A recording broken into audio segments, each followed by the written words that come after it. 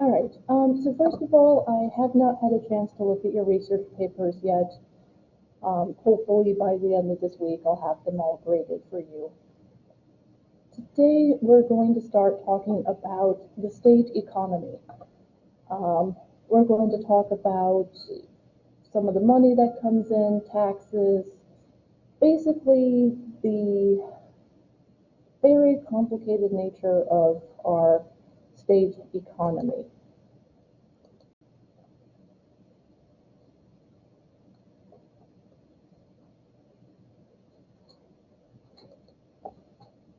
All right, so for our state economy, we do tend to focus on business. We tend to spend a lot of time, government-wise, trying to attract new businesses, bringing in the Tesla plant, trying to get Amazon to come to Texas. Because, of course, the more business, the better it is for our economy. And like every economy, Texas goes through these cycles of what are called boom and bust economic cycles. Sometimes the economy is doing very well, other times, not so much.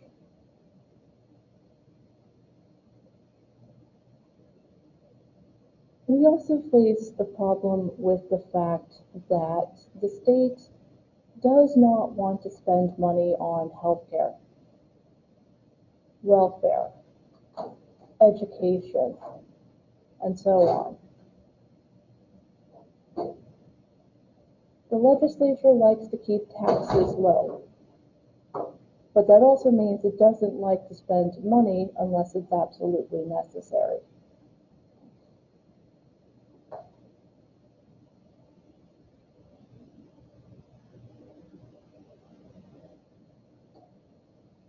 So what ends up happening is because business taxes are so low, there's a higher tax burden placed on the poorest Texans.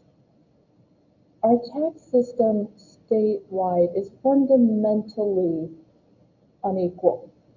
We see a lot more of the burden being placed on the lower income Texans.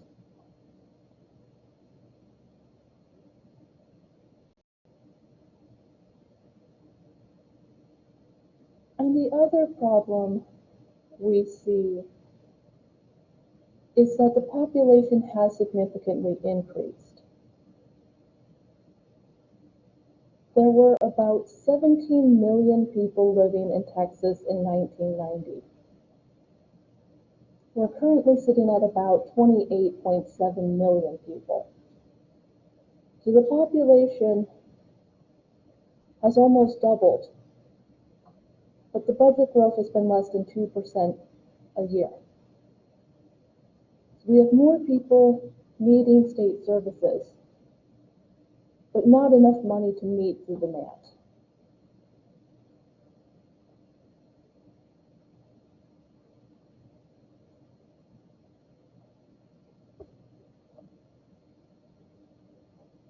And the 28.7 is a guess. We won't know until we get the final census data, but we are getting closer to 30 million.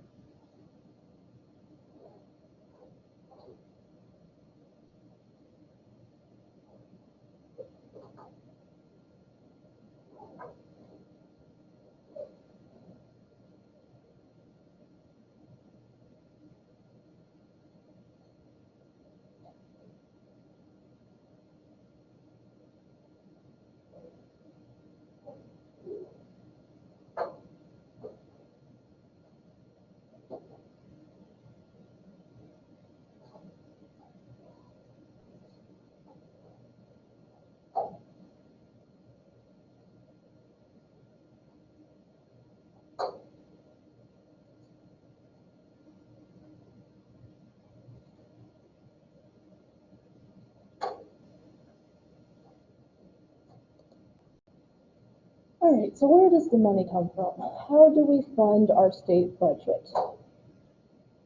Obviously, oil is one of our biggest sources of income.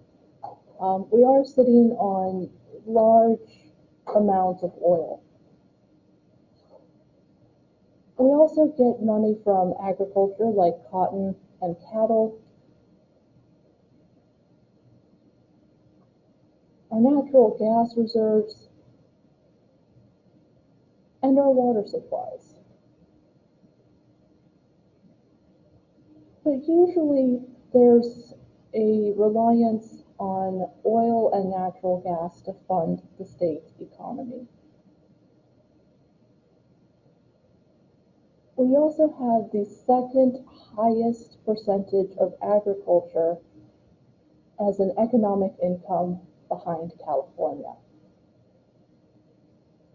So a lot of our state economy is based on the land in Texas, what we can grow and what we can get from it. We're also one of the top 10 states for mining, oil, and natural gas production.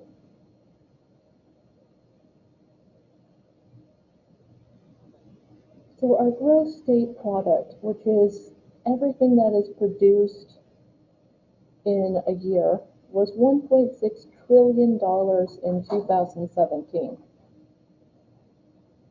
So that's pretty good for Texas, right? That's a pretty decent amount of money coming in. And we are seeing a shift away from natural resources to more technology jobs, which makes sense. There's only so much oil. There's only so many people who can be in agriculture. So we are seeing more banks coming in, information technology, bigger companies coming into Texas. And this is important because Texas has tended to over-rely on oil to fund the state economy. And this is problematic when oil prices drop. So in 1986, because of the drop in oil prices, the state unemployment rate was almost 10%. And we are seeing this problem again today. With this pandemic, people aren't out and about. So gas prices have dropped to the lowest they've been in about 2 decades. So the price of oil has bottomed out, which means there are people being laid off from the oil jobs because there's less demand and less money coming in. So the state is going to be feeling the economic pinch because of this drop in oil prices.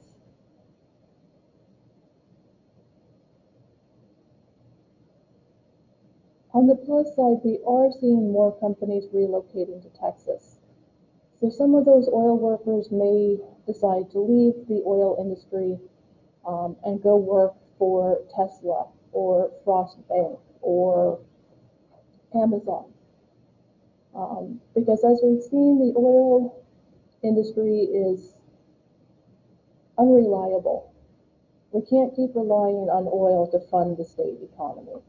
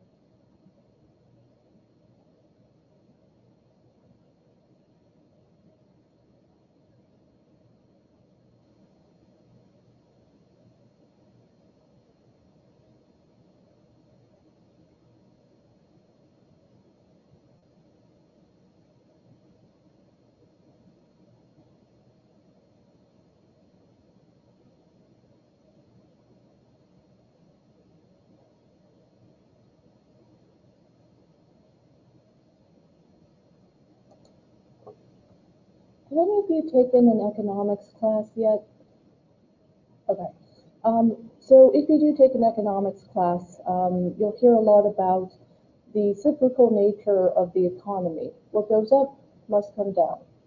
Things get better, things get worse. So at the beginning of the century, we had the collapse of Enron, which was a major employer. Turned out the company had been essentially overvaluing their stock, and there were some irregularities that led to the business collapsing. Thousands of workers in Houston laid off, and even worse for those workers, we saw people who had, let's say, $500,000 worth of Enron stock for their retirement see their retirement savings wiped out. The head of Enron ended up going to jail for this. We had that, and then we had 9/11. And 9/11 hit every state. There was the collapse of the travel industry.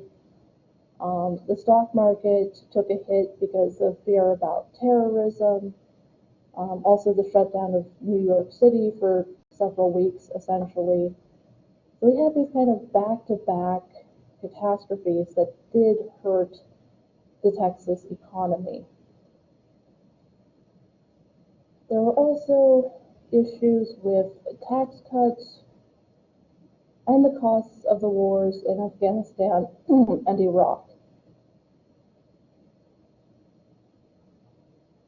But in 2005 to 2007, Texas saw a major upswing in the economy.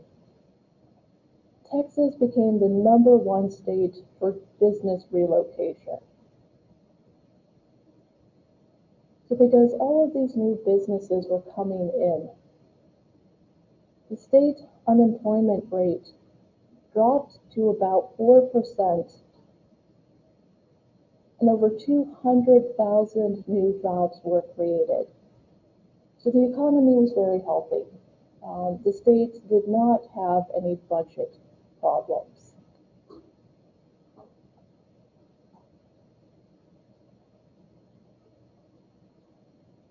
And then came the national recession of 2008. It was started because of the collapse of the housing industry.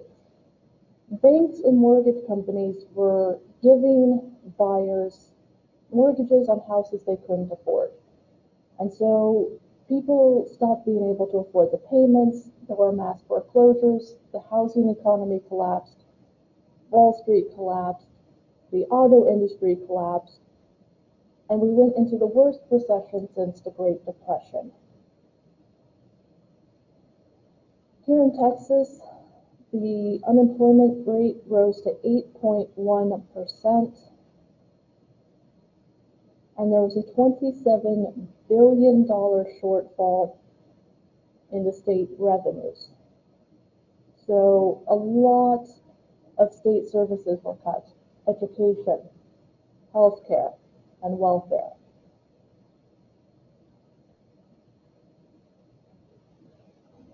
Eventually, we went back into a boom cycle by 2013.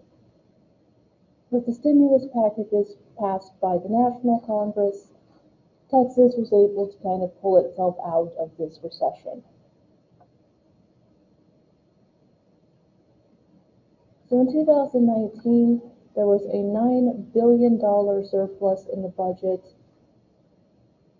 and a pretty healthy economy. And then the pandemic hit. So we're going to be facing a budget crisis when the legislature resumes in January of next year.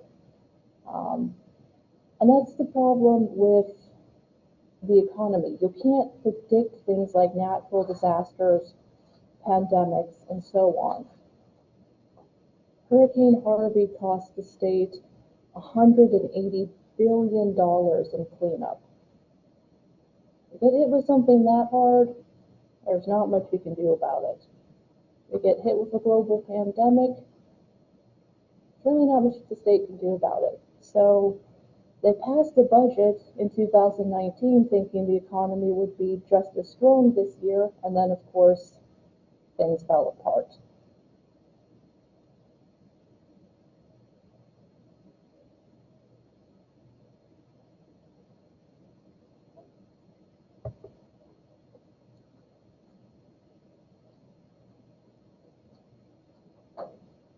And this is partly why sometimes people compare economic predictions to psychic predictions. You can be very, very wrong sometimes, and you can't always see what's going to happen, right? Nobody was predicting a year ago that we'd be in the middle of a global pandemic at this time.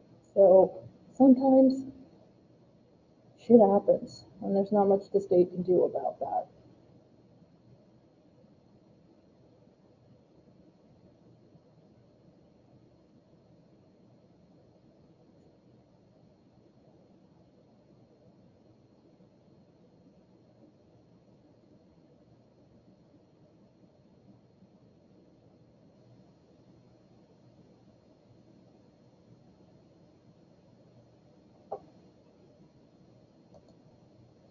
Okay, so state-wise, we are considered one of the best states to make a living and a favorable business tax environment.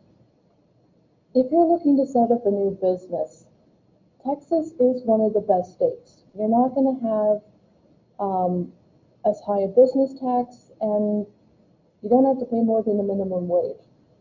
So it's a great state to move to for small businesses and companies looking to avoid higher taxes in states like California.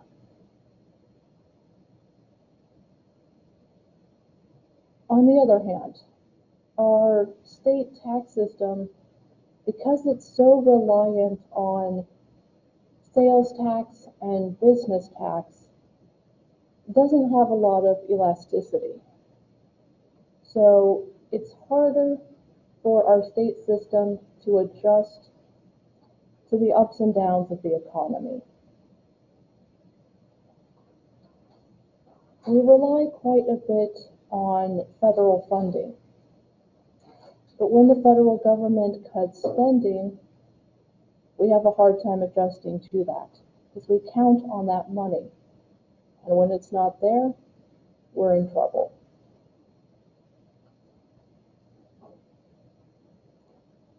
We're also not a great state for unemployment or workers' compensation benefits. In terms of unemployment, you can get between $63 to $464 a week, depending on how much you made in your last job. And you get unemployment benefits for up to 26 weeks, unless the federal government extends that.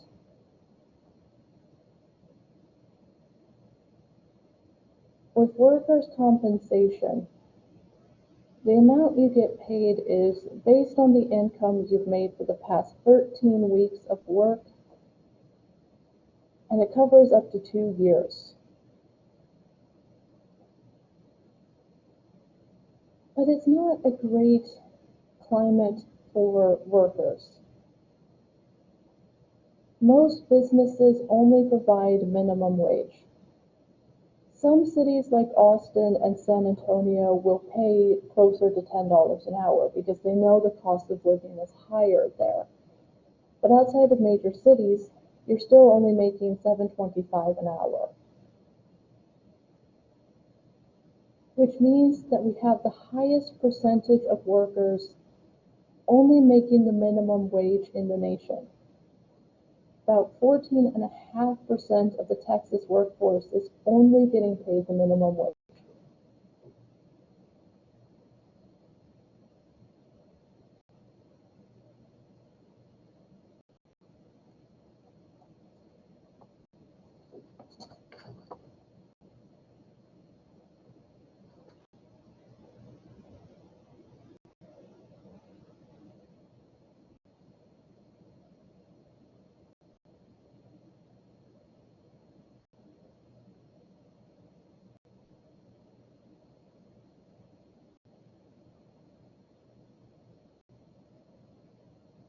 And I mentioned this before, but it's worth repeating. This is a right-to-work state, which means essentially you can be fired from your job for just about any reason. There's very little worker protection in Texas.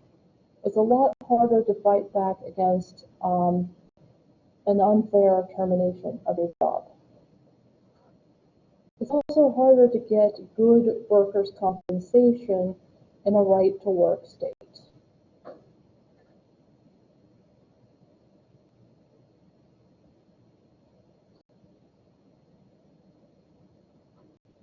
So for example, my parents used to live in Wisconsin, which was a right-to-work state.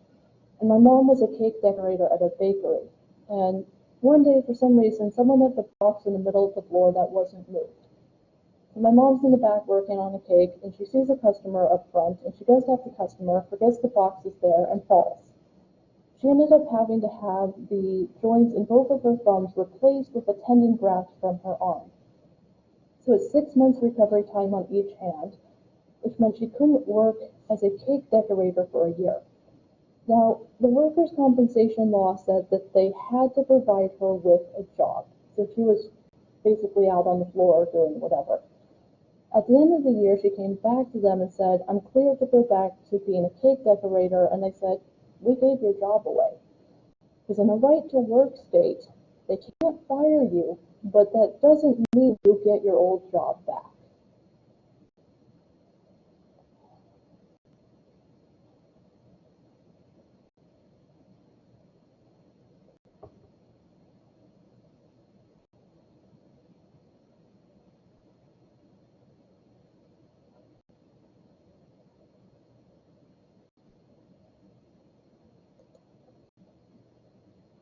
Okay, so what are some of the other sources of funding that we see?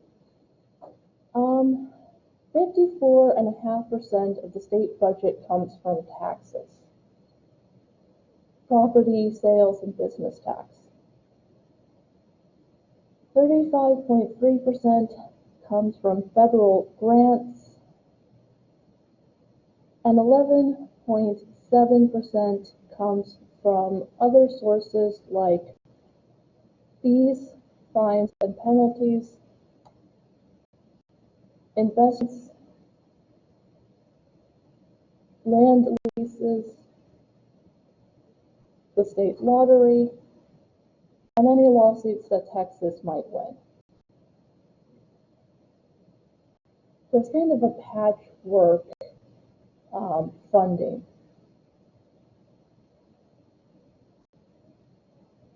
We also have a problem with the fact that federal funding is usually given in a specific area. So it's not like the state's given $20 billion and told, spend it on whatever you want. They'll be told you have to spend $2 billion on education or $3 billion on healthcare. So they don't have a lot of control over the federal funding that comes in.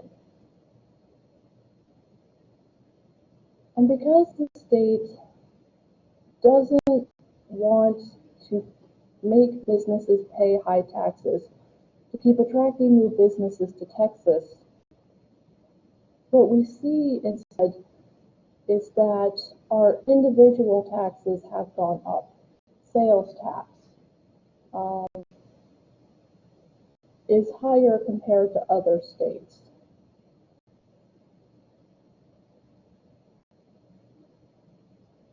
There's a bunch of different agencies. Um, the state healthcare system will control Medicare and Medicaid funding. The state Social Security office, they'll distribute the federal fund.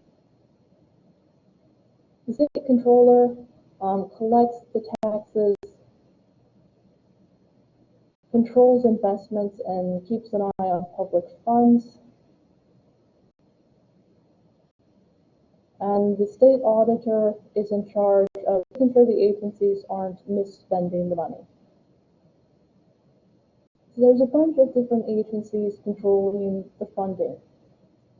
State agencies that distribute federal funding. State agencies in control of public financing, and so on. So there's a lot of different actors involved in the process.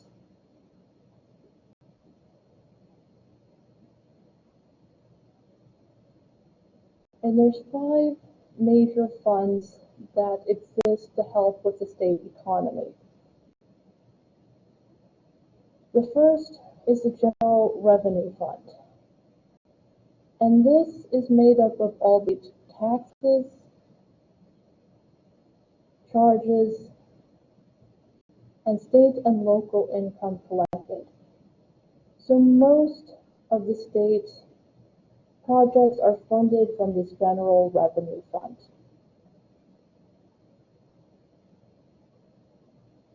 There's also the Omnibus Tax Clearance Fund.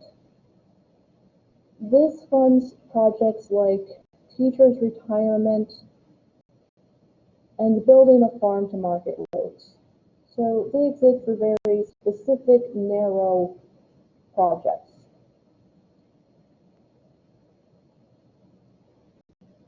There's the Available Schools Fund that provides money for textbooks and state aid for the local public school districts.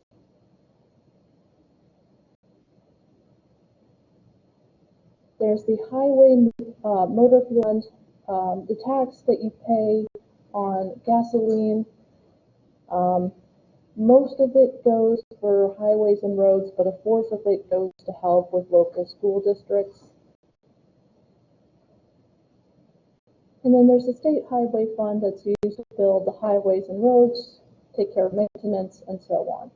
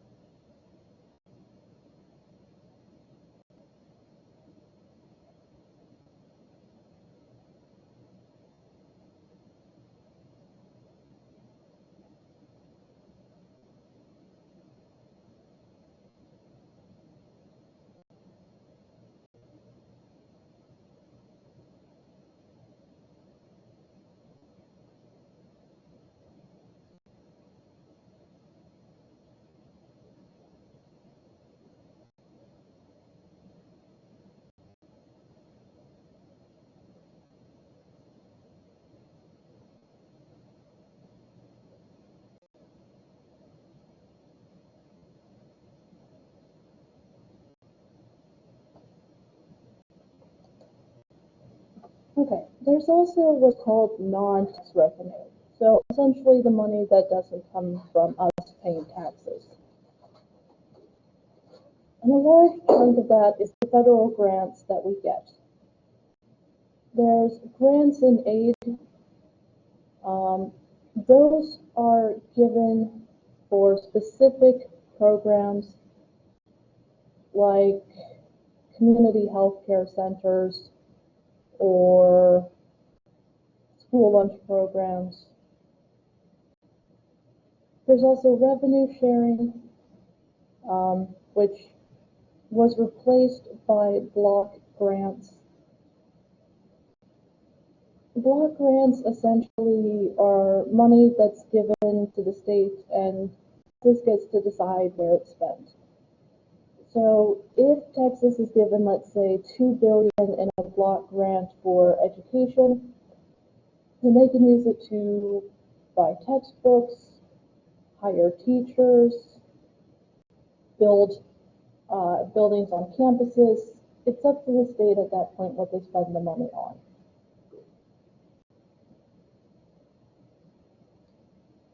And so we use federal funding. It was used to help build the interstate system in the first place and is used to help maintain the vast amount of highway roads in Texas. And we also get a lot of federal funding for welfare and social programs like Medicare, Medicaid, and food stamps.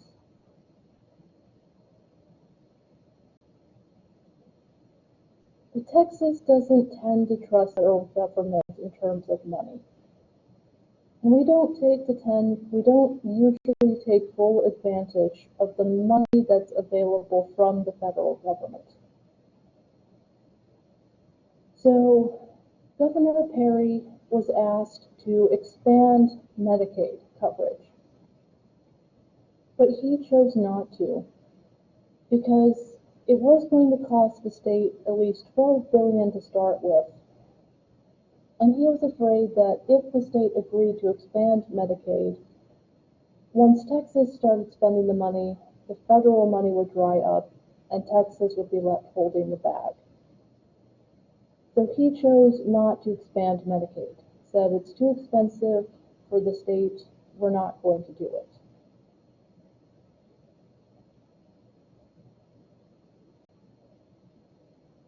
And sometimes the state does engage in borrowing money from the federal government, borrowing from other states. And it's necessary because sometimes we can't raise taxes to help provide the services. If we all had to pay a 15% sales tax, we'd be in a lot of trouble.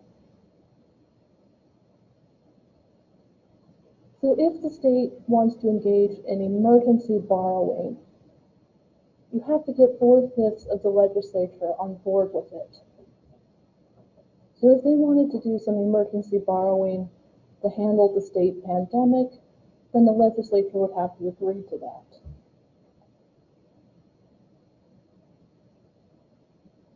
And in 2017, the last year I could find information on the debt, we were sitting at about $53 billion of debt.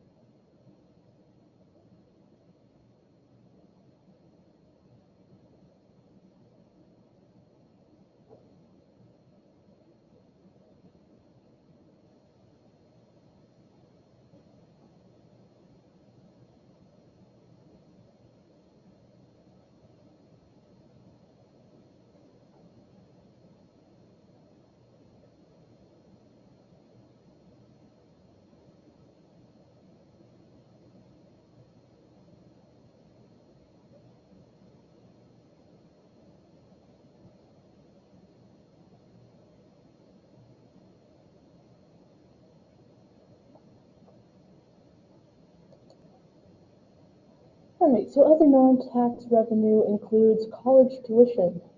So congratulations, you are helping the state economy. And this will make you laugh. It used to be $4 a credit hour, if only, right? If only.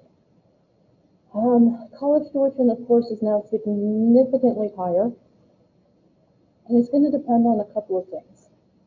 Public versus private, community college versus four-year school, and how many credit hours you're taking. If you're a full-time student taking 12 credit hours, you're going to pay more than a student who's taking maybe, 8 credit hours. It's also going to be a higher tuition fee for graduate school and for out-of-state students. So if a student from Illinois wants to go to Baylor, they're going to pay more in tuition compared to an in-state student. So that's one source of money. And community colleges can afford to set a lower or different tuition rate because they're funded through local taxes. So you're going to pay less here compared to if you went to UT or Texas A&M. There's also the fees we pay for our driver's licenses, our yearly car inspections, the car registration, the money you pay for water or electricity, and business operation fees. So that $7 you spend every year to get your car inspected, that goes into helping with things like the highway system.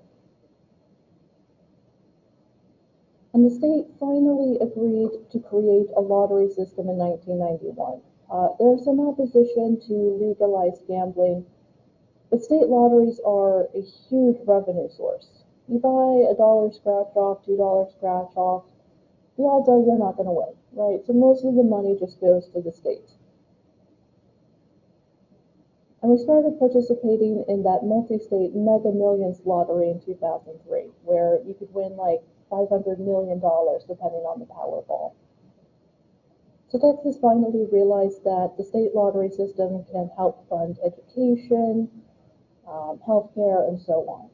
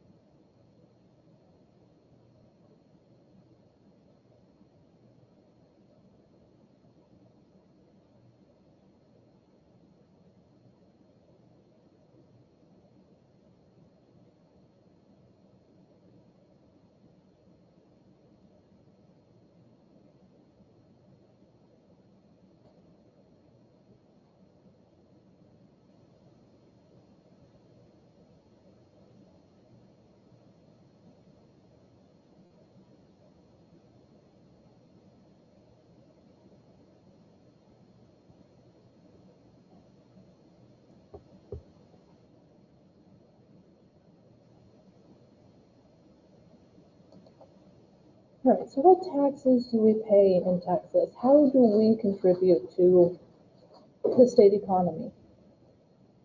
Revenue taxes are the main source of income. Revenue taxes include things like the general sales tax you pay when you buy clothing, groceries, and so on. There's also regulatory taxes.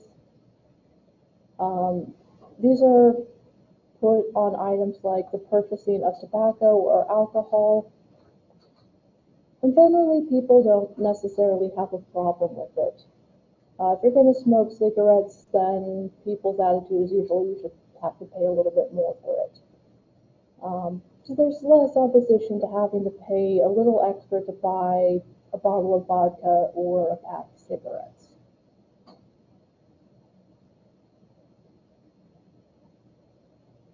The problem with our tax system in some ways is that it is not fair. We place a higher burden on lower income citizens, and it's not as equitable. So the way we fund things places a higher burden on low income taxes.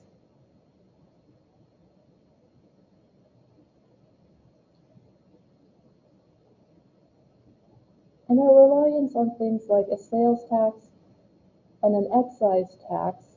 An excise tax is what someone pays to mine minerals in Texas. The over-reliance on this is problematic when the economy slows down. If you don't have money, you're not going to go spend it. So then there's less money coming in terms of sales taxes, which means there's less money for the economy. People don't spend money when the economy is uncertain. You're not going to go buy a new car if you're not sure if you're going to have a job in 6 months. So we're seeing less spending now because of the pandemic, because of people's reluctance to spend money that they may not have in a couple of months.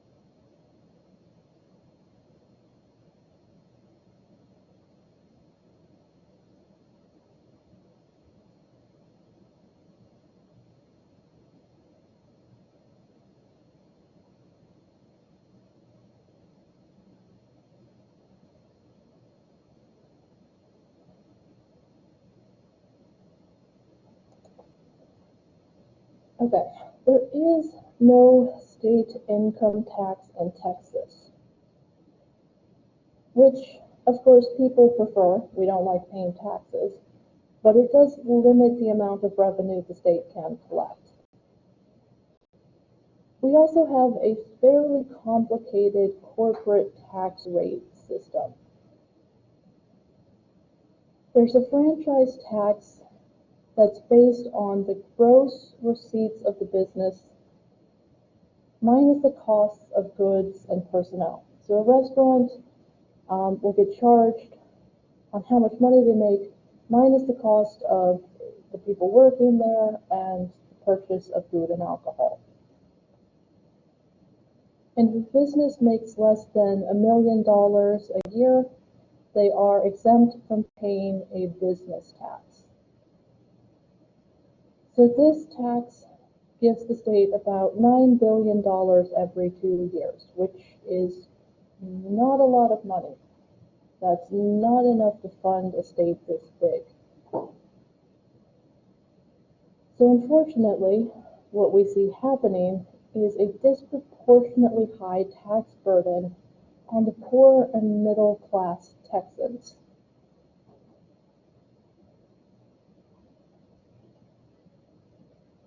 And there's also a failure of the state legislature to try and handle these budget issues.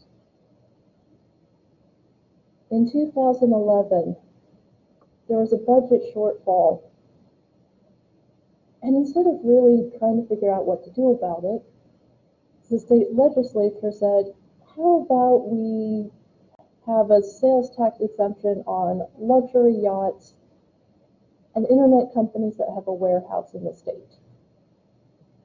How that's going to help anyone, I do not know, but this was legitimately what they were discussing. And there was also the, and I'm going to be blunt here, insanely idiotic idea of getting rid of the federal income tax and charging a national sales tax of 20%. Because we could all afford to buy groceries if we paid 20% in sales tax. No. Luckily, that idea has not gotten very far. So unfortunately, what we tend to see here in Texas is a tax system that does benefit the wealthy and businesses the most.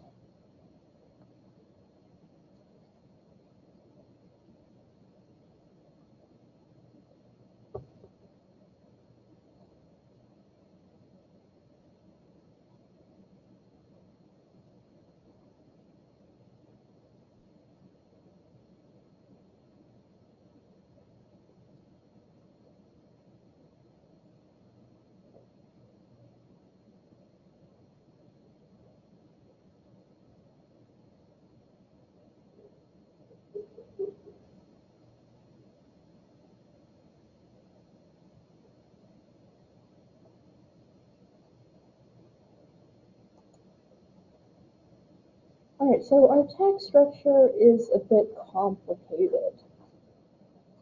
A progressive tax is one in which the tax rate increases as your income or value of the product increases. So the federal income tax is progressive. The more money you make, the higher your taxes. A regressive tax is one where the tax places a higher burden on lower income citizens. Sales tax is a regressive tax. It's also kind of a flat rate tax. You still have to pay sales tax no matter how much money you make. But sales tax is going to hit you harder if you're making $15,000 a year than it is if you're making $40,000 a year.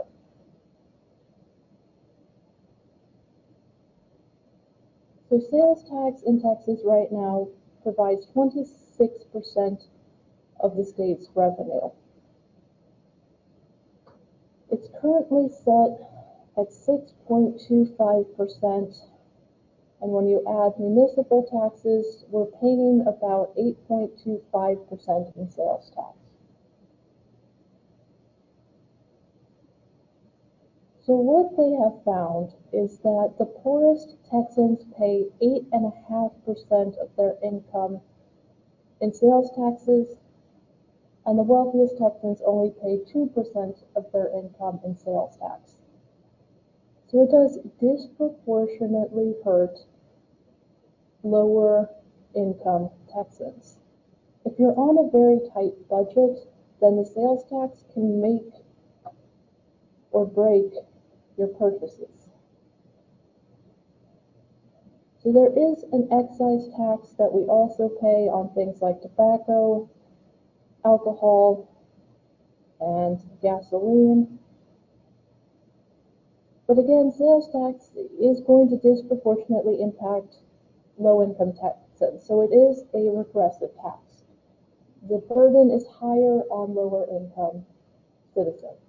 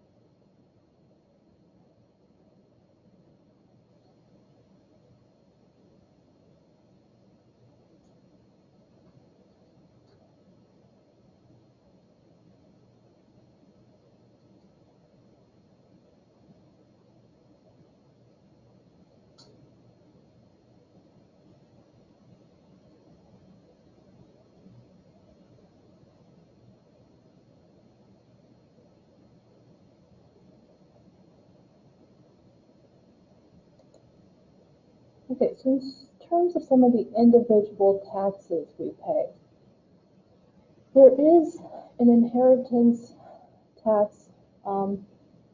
Say, for example, your grandparents die and they leave you their house. Usually you have to pay a tax on that at the state level. Or if you inherit $1 million, you're going to have to pay a tax on that. There's also the gasoline tax that you pay every time you go to the gas station. Property tax, if you own a house or a business, you're paying local and state taxes on that.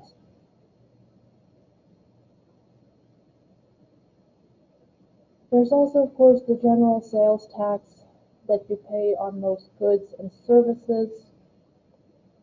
There's not a sales tax on things like prescriptions or work clothes. But if you go and you buy sporting equipment, you're going to pay a sales tax on that. We also do it a little differently. In most other countries, the tax is added to the price so you know what you're paying up front. Here, we just put the price of the item and then add tax at the end of it. So to help lower income Texans, there is what's called a tax holiday. Usually in August, there will be no sales tax charged for a weekend to help families buy school supplies, back to school clothing, and so on. So it's a way to try and help lower income Texans purchase necessary supplies. So on tax-free holidays, there's no sales tax charge, which can be a money saver. So that shooting in El Paso, that was during one of the tax-free weekends. That's why there were so many people at that Walmart, because they were all buying school supplies. There's also what's called a selective sales tax. The tax you pay for alcohol, tobacco, purchase of a car, gasoline, the tax you have to pay for a hotel room, and the extra tax you pay to go see a movie or go somewhere like Six Flags or a water park. These aren't taxes you usually pay. They're kind of a once in a great while, maybe you go see a movie or take the kids to Six Flags. These aren't taxes people pay on a regular basis necessarily.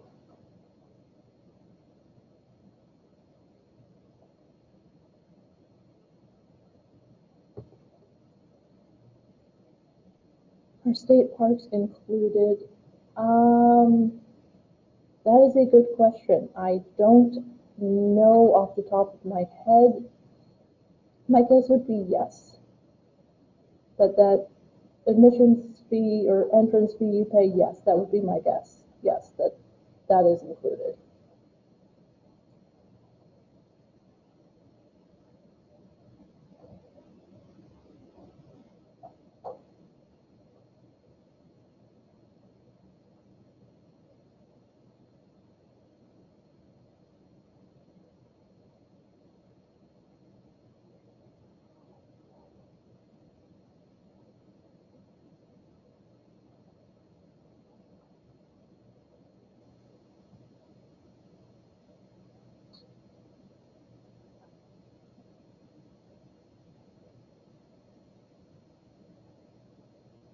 Yeah, and actually on second thought, Johnny, yes, that would make sense. Probably because then it can help pay for the cost of maintaining the park, cleanup, personnel, and so on. So yeah, that would probably be part of the selective sales tax.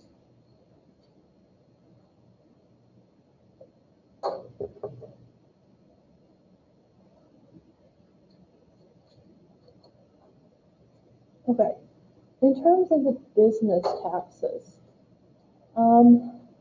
there is what's called a severance tax. And this is levied on the mining and gas industries with the removal of natural resources.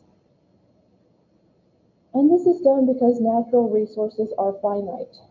At some point, not sure when, but at some point the state will probably run out of natural gas, will run low on oil.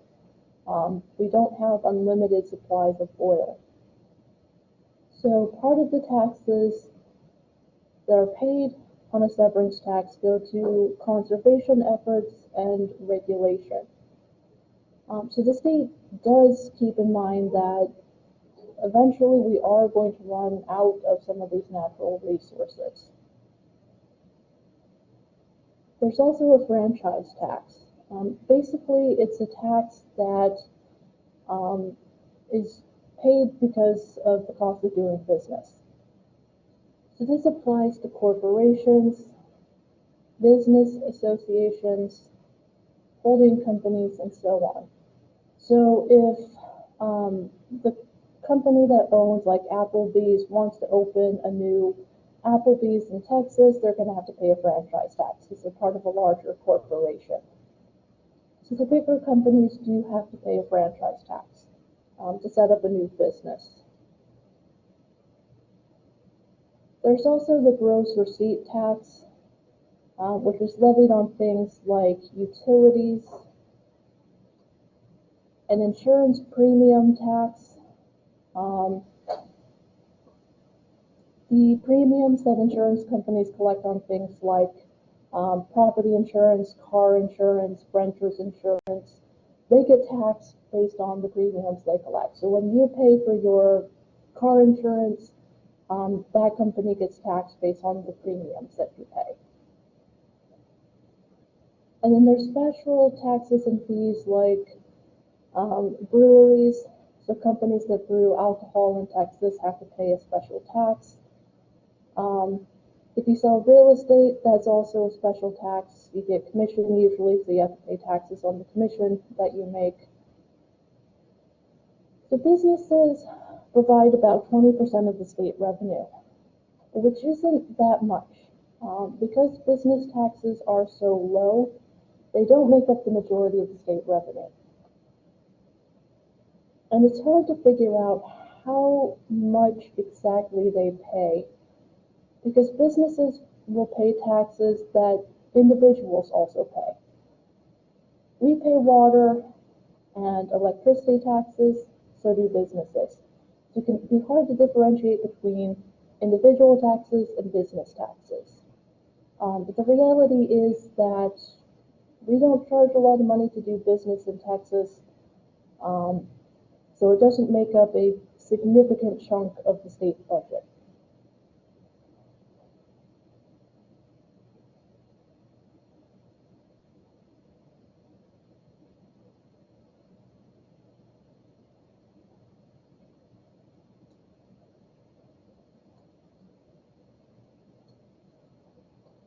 Any questions, comments? Okay, so we'll finish chapter 12 on Wednesday and have a little bit of a discussion about the tax system. I'm still working on grading your research papers, but of course, once they're graded, you'll be able to see your grades. If you have any questions, you can email me, call or text my cell phone. Otherwise, enjoy the rest of your day. I'll see you guys online on Wednesday. And if you weren't here at the beginning for attendance, come